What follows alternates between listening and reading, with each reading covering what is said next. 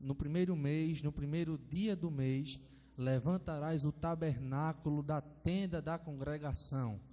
Agora Hebreus capítulo 9, versículo 11 e 14 ao 14, diz assim: mas vindo Cristo, o sumo sacerdote dos bens futuros, por um maior e mais perfeito tabernáculo, não feito por mãos, isto é, não desta criação, nem por sangue de bodes e bezerros, mas por seu próprio sangue, entrou uma vez no santuário, havendo efetuado uma eterna redenção. Porque se o sangue de touros e bodes e a cinza de uma novilha espazida sobre os imundos os santificam, quanto à purificação da carne, quanto mais o sangue de Cristo, que pelo Espírito eterno se ofereceu a si mesmo, imaculado a Deus, purificará a vossa consciência das obras mortas para servirdes ao Deus vivo. Quantos dizem amém?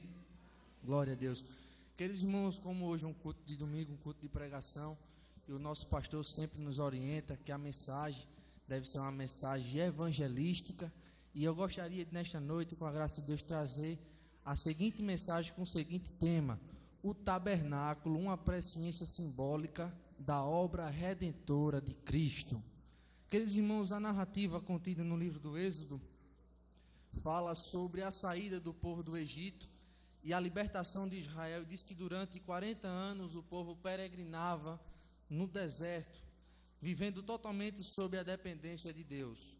Mas chega um episódio que Deus se encontra com Moisés no Monte Sinai e lhe orienta a construção de um tabernáculo, que a palavra no original significa uma residência, um local de moradia. E a Bíblia Sagrada, nós podemos observar que tem narrativas literais e também há narrativas que são de uso figurado. A Bíblia Sagrada, ela é repleta de figuras de linguagens, como hipérbole, como antropomorfismo, como enigmas e metáforas. Por exemplo, o Isaac ter subido ali com seu pai Abraão para ser sacrificado, ali foi um ato literal, mas trazendo para a tipologia bíblica, Isaac representa ali o crente, o ser humano que subiu para ser imolado, que tinha que ser sacrificado, mas no momento de ser imolado, de ser sacrificado, Isaac foi substituído por um carneiro que estava preso por duas pontas. As duas pontas significavam a natureza, as duas naturezas de Cristo, a natureza humana e a natureza divina. E nós podemos ver isso bem no tabernáculo. O tabernáculo foi construído, queridos irmãos, a palavra de Deus nos diz que foi construído com a finalidade de adoração a Deus, mas também cada elemento do tabernáculo, ele tem um significado simbólico que aponta para a pessoa e para a obra redentora de Jesus Cristo. O tabernáculo, ele fala de atributos divinos como proteção, cuidado e providência. No livro de Números, Deus ordena a distribuição das 12 tribos de Israel em volta do tabernáculo e o tabernáculo no centro. Ao norte ficava a tribo de Dan, Azé e Naphtali. Ao sul ficava Ruben, Simeão e Gade. Ao lado leste do tabernáculo ficava Judá, Isacar e Zebulon. E ao lado oeste ficava Efraim, Manassés e Benjamim.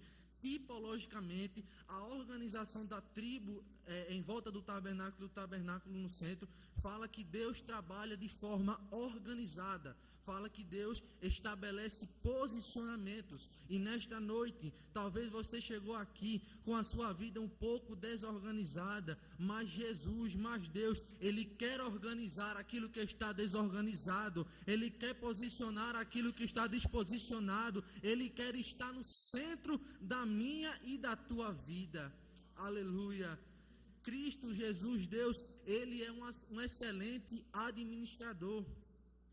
Eu lembro que quando eu tive uma aula no curso de administração, uma das primeiras aulas, a gente falou a respeito dos pilares da administração, que é planejar, organizar, dirigir e controlar. Deus planeja a nossa história. Ele quer organizar a nossa vida e Ele quer tomar o controle da minha e da tua vida. Quando Cristo é o centro e quando nós estamos ao redor dele, isso fala que somos dependentes de Deus. Isso fala que estamos debaixo da dispensação dele. As tendas ao redor do tabernáculo eram feitas de materiais frágeis, de materiais vulneráveis. Nós somos fracos, somos vulneráveis, somos pó da terra, mas todavia, quando Cristo é o centro, aleluia, Ele cuida da minha minha e da tua vida. Você pode ser fraco, você pode ser vulnerável, ninguém pode dar nada por você, mas quando Cristo é o centro, Ele cuida da minha e da tua vida. E o tabernáculo, queridos irmãos, estava dividido em 3 partes: o átrio, o pátio e o lugar santo. O átrio, conhecido também como pátio, ao ser constituído, foi feito de uma cerca de linho fino retorcido, forte o suficiente para manter a exclusividade daquele local. E ali dentro do pátio havia 2 elementos importantíssimos: o altar de bronze e a pia de bronze.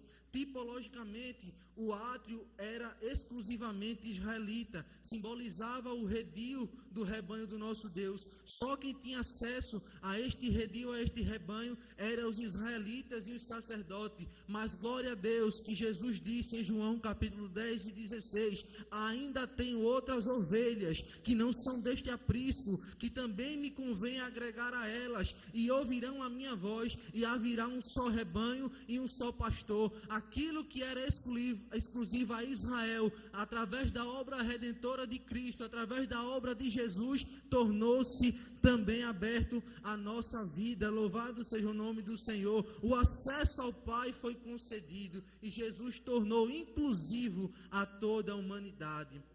A porta do pátio, o tabernáculo, ele só tinha uma porta em todos os seus arredores. Para entrar no tabernáculo só tinha uma porta, e esta porta ficava para a direção onde o sol nascia. Era uma porta com cortinado nas cores azul, púrpura, carmesim e branco, penduradas em 4 colunas de acácia. E essa porta aponta diretamente para Jesus. Se nós olhamos as cores, o azul lembra o céu. Jesus, ele veio direto do céu. A Bíblia diz que o verbo se fez carne. A púrpura declara Jesus como rei eterno, pois a púrpura é uma cor relacionada à realeza. O carmesim representa o sangue de Cristo vertido na cruz do Calvário, e o branco do linho torcido aponta para o homem perfeito, sem mácula, que Jesus era.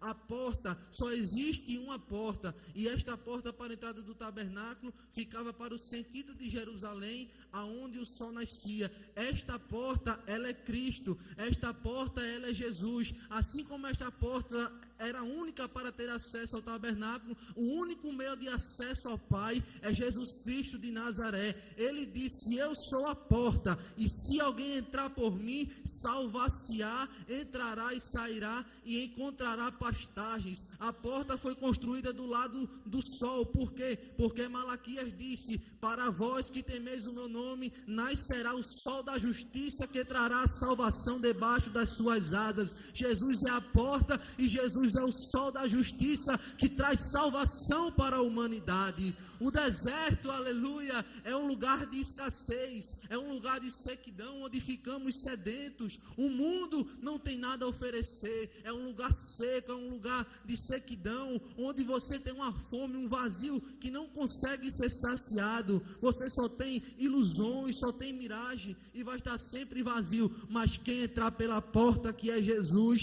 encontrará pastagem, encontrará alegria, encontrará o gozo do Espírito Santo, aleluia, encontrará descanso, porque Jesus disse: vinde a mim, vós que estáis cansados e oprimidos, e eu vos aliviarei. O altar do holocausto, queridos irmãos, o altar do holocausto era ali onde os sacerdotes faziam os sacrifícios em prol do pecado do povo.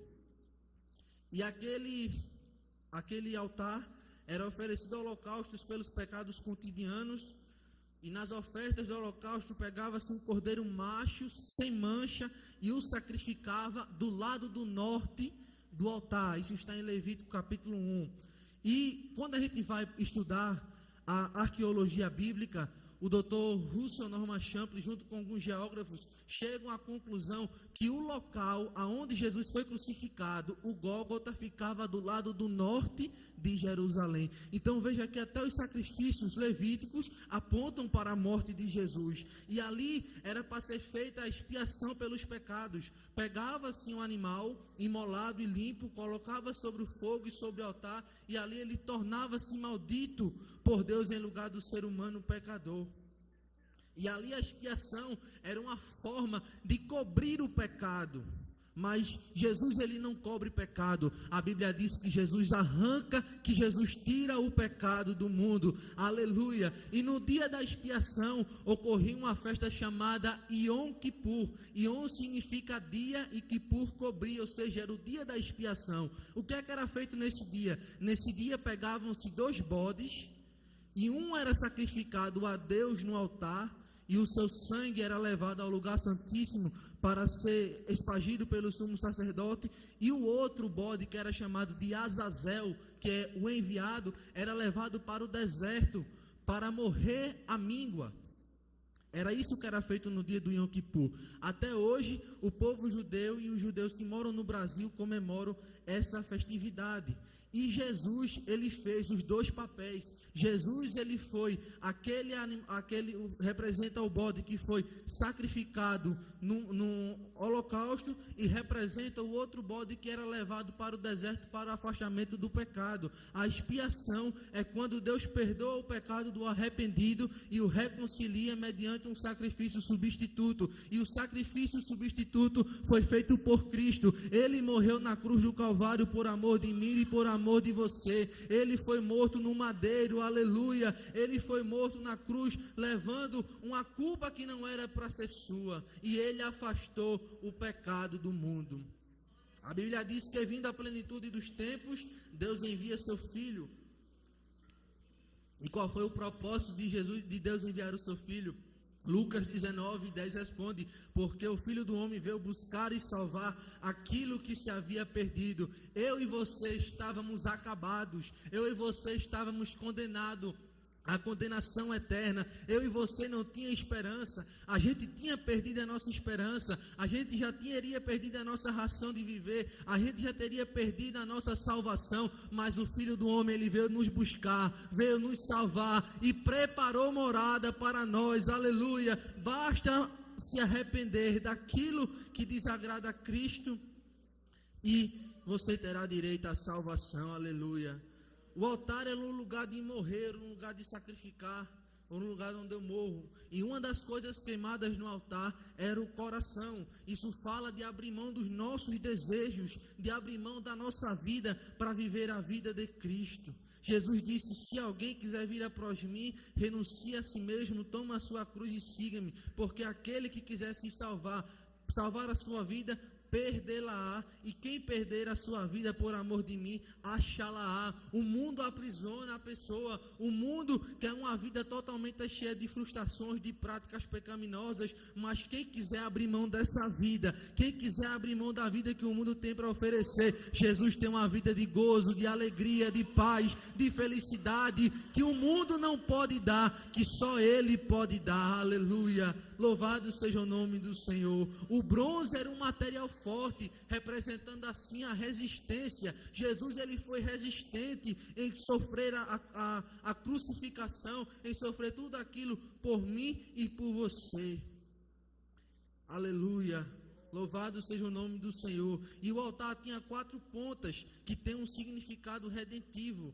Os chifres significam autoridade, poder e domínio. Só Jesus tem o poder e a autoridade para libertar e salvar o homem das mãos de Satanás. Só Jesus tem o poder e o domínio de tirar as pessoas da mão do inimigo. Não adianta apelar para terceiros, para A, para B, para C, porque só Jesus tem o poder de salvação. Aleluia. Louvado seja o nome do Senhor. Segundo elemento é a pia de bronze, que significa um lugar de purificação. A pia de bronze era um móvel do pátio do tabernáculo. Não se sabe se era quadrada ou se era redonda, mas ali os sacerdotes, antes de entrarem na presença de Deus para ministrar, lavavam-se suas mãos e os seus pés. A pia de bronze remete ao modo em que Cristo santifica o seu povo. Santificação é consagração, purificação. E os sacerdotes, ao tocarem coisas contaminadas, antes de entrarem na presença de Deus, eles lavavam seus pés, lavavam suas mãos e mudavam de roupa. A roupa fala a respeito respeito do estilo da pessoa e da personalidade. Os sacerdotes tiravam aquela vestimenta que estava suja e no lugar usavam uma vestimenta limpa para ministrar na presença de Deus. Isso fala de abrir mão do pecado, que simboliza a veste suja, dos vícios, daquilo que é impuro, daquilo que aos olhos de Deus não é agradável a Ele, e se vestir daquilo que é limpo, daquilo que agrada ao Senhor, daquilo que é santo, daquilo que afasta o pecado. Nós não podemos adoçar a mensagem para os dias atuais. O mundo precisa se arrepender, as pessoas precisam se arrepender dos pecados, porque Cristo morreu na cruz, não foi em vão, foi para que cada um delas tenha morada no céu. Eu poderia chegar aqui e falar muitas outras coisas para agradar, para encher o seu ego, mas nesta noite eu quero dizer, Jesus não nos chamou para entreter bodes, Jesus nos chamou para alimentar ovelhas e resgatar as almas perdidas da mão de Satanás. Aleluia, louvado seja o nome do Senhor. Logo então, subentende-se que para chegar-se a Deus é necessário santidade, e não há possibilidade nenhuma de sujeira na sua presença. Não adianta fazer boas obras e viver em pecado. Eu ajudo a velhinha a atravessar a cidade. A Bíblia diz que nossos atos de justiça para Deus são como trapos de imundícia. Não é aquilo que a gente faz de ruim, não, é aquilo que a gente faz de bom. Para Deus é como trapo de imundícia. Eu não jogo água quente no gato, trapo de imundícia. Eu não ultrapasso o sinal, trapo de imundícia. A Bíblia diz que para a gente fazer, aleluia, as boas obras e viver no pecado não adianta de nada, porque a Bíblia diz que sem santidade ninguém verá a Deus. Segundo, a falta de santidade cria uma barreira entre Deus e o homem. Isaías diz que os vossos pecados fazem separação entre vós e o vosso Deus. E o terceiro, a vida em pecado leva à morte.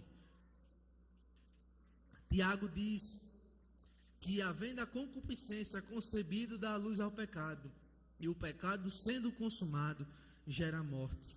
A pia de bronze aponta para o momento de santificação que o Espírito Santo faz na vida daquele que aceita Jesus. É um momento de alinhamento. A água, ela tira as impurezas, ela tira aquilo que está sujo. Assim é o Evangelho. Você pode estar sujo, você vem como está, mas não permanece como está, porque há transformação, há mudança de vida. Deus trabalha no caráter, Deus vai tirando aquilo que desagrada, vai tirando aquilo que é desagrado, vai tirando aquilo que afasta e vai nos alinhando para podermos morar na mansão celestial. Em conversa com Nicodemos, Jesus disse: aquele que não nascer da água e do Espírito não poderá entrar no reino dos céus. Quando nascemos de novo, queridos irmãos, morremos para o mundo e vivemos para Deus. O velho homem é crucificado. E ali é: considerai-vos mortos para o pecado, mas vivo para Deus em Cristo Jesus nosso Senhor. É onde acontece a regeneração pelo Espírito Santo. As coisas velhas se passaram e tudo se faz novo. E depois desse novo nascimento, você terá uma alegria que o mundo não pode te dar. Você vai ter uma alegria que o álcool não pode te dar. Você vai ter uma alegria que as drogas não podem te dar, porque só Jesus pode dar essa alegria. Jesus disse: se alguém tem sede, venha até mim e beba. Louvado seja o nome do Senhor.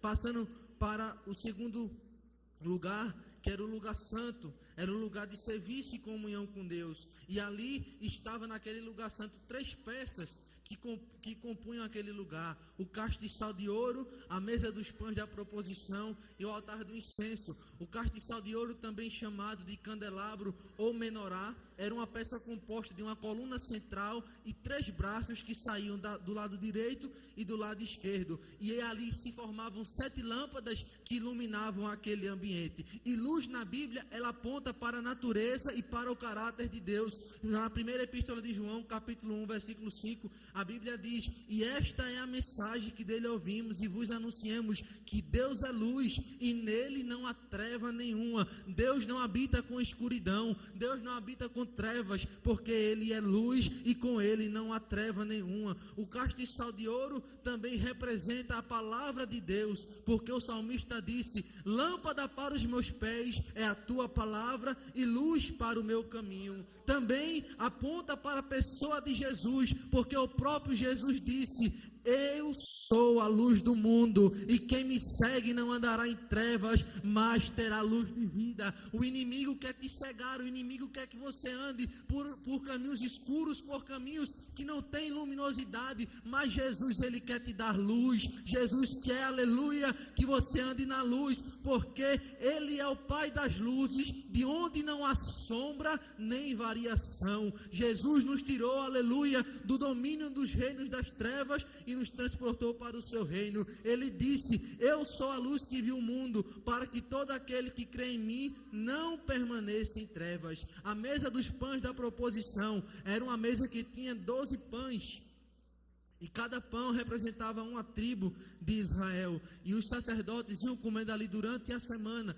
E todo sábado, que era o Shabat, trocava-se aqueles pães. Os pães da proposição apontam para Cristo como o pão da vida, a qual o ser humano deve nutrir-se todos os dias desse pão do céu. Porque Jesus disse: eu sou o pão da vida. Aquele que vem a mim não terá fome, e quem crê em mim nunca terá sede. Quem nutre desse pão vive para sempre. O mundo oferece comidas que não saciam a fome da alma. O mundo oferece o pão que o diabo amassou, mas Jesus, ele tem o pão do céu para te dar. Jesus, ele tem o pão da vida eterna, aleluia, para te dar.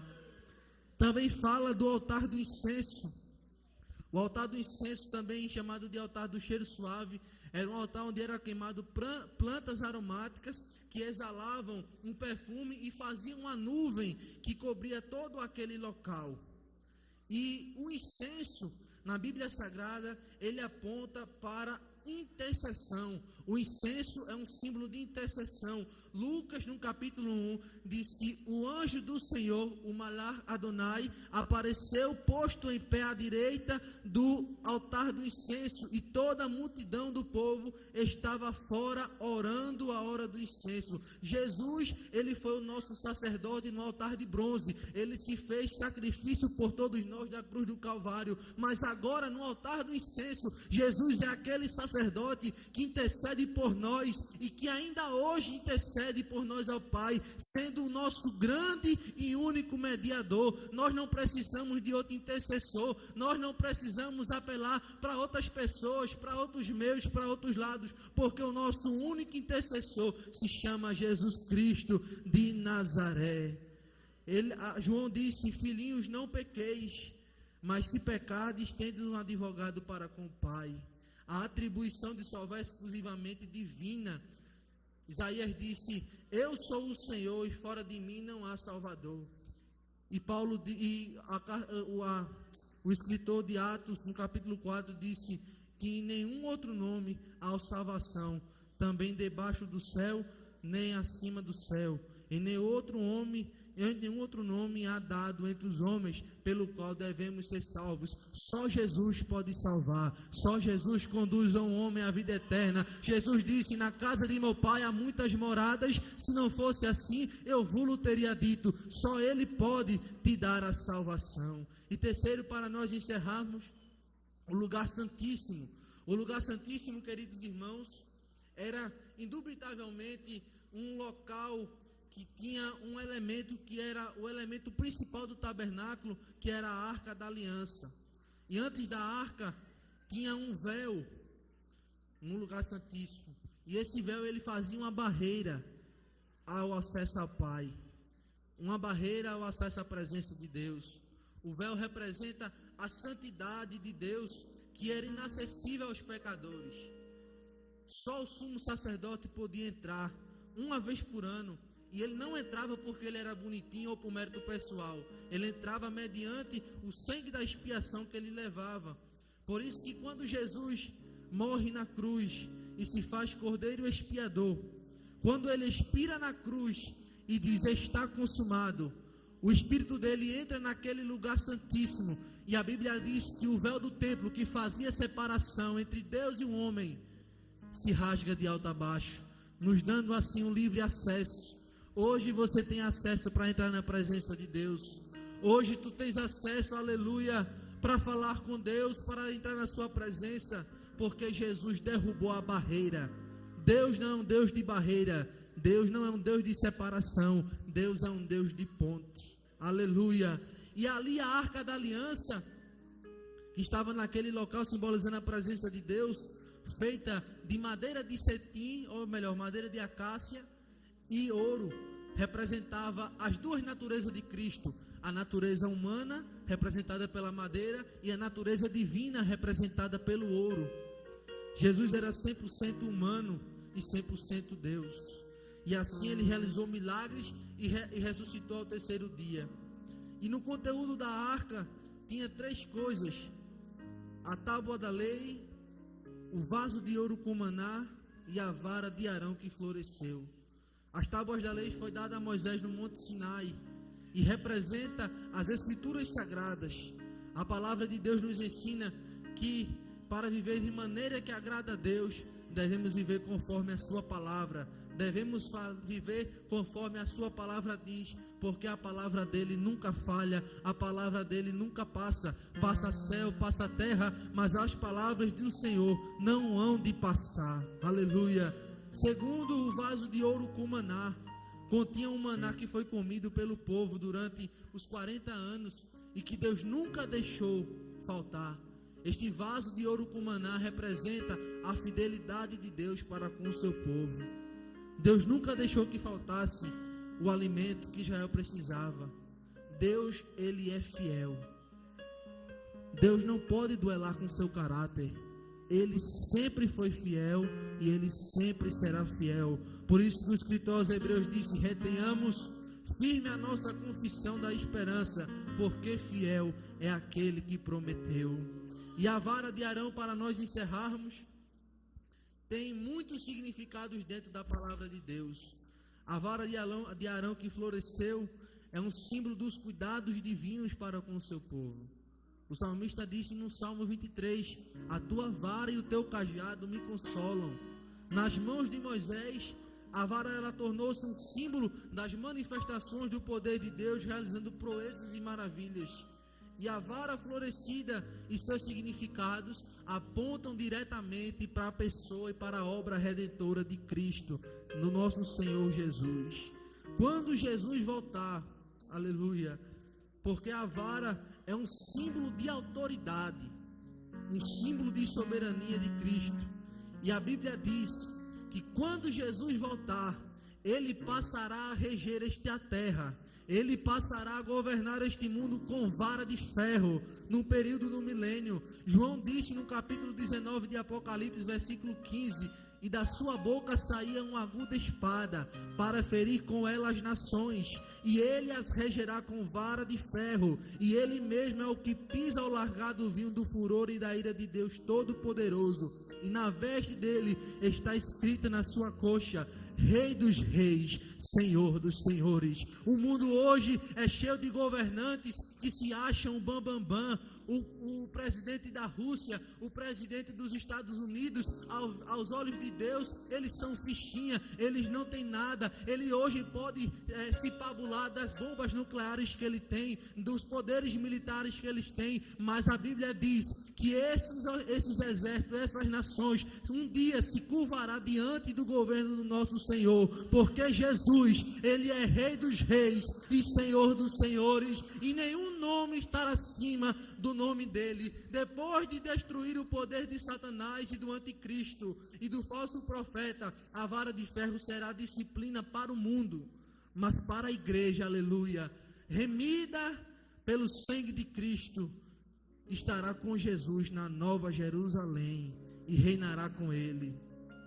O átrio, para encerrar, o átrio, o lugar santo e o lugar santíssimo, em hebraico, o átrio significa caminho. O lugar santo, que em hebraico é Emet, significa verdade. E o lugar santíssimo, que tem o seu nome em hebraico, Raim, significa vida, apontando diretamente para Jesus, que disse: eu sou o caminho, a verdade e a vida. Ninguém vem ao Pai senão por mim. Aleluia. Jesus, ele é o caminho que tu precisas. Jesus, ele é a vida que tu necessita. E Jesus, ele é a verdade que te liberta. Talvez você tenha sido enganado por tantas pessoas, mas Jesus, ele não engana ninguém. Jesus, ele é a verdade. O Apocalipse 21:3 diz: e ouvi uma grande voz do céu que dizia: Eis aqui o tabernáculo de Deus com os homens, pois com ele habitará, e eles serão o seu povo, e o mesmo Deus estará com eles, e será o seu Deus.